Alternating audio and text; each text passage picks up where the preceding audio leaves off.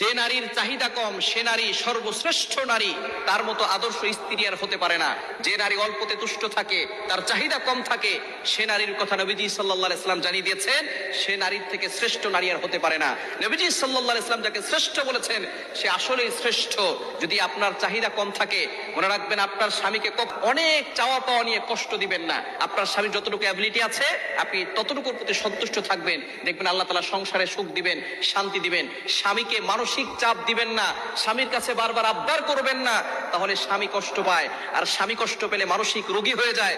মানসিক রোগী হলে আপনার স্বামী কিন্তু বেশি দিন দুনিয়াতে বাঁচতে পারবে না। এজন্য অবশ্যই সংসারে সুখ শান্তি চাইলে অল্পতে তুষ্ট থাকবেন, ওই সংসার আল্লাহ তাআলা শান্তির ব্যবস্থা করে দিবেন।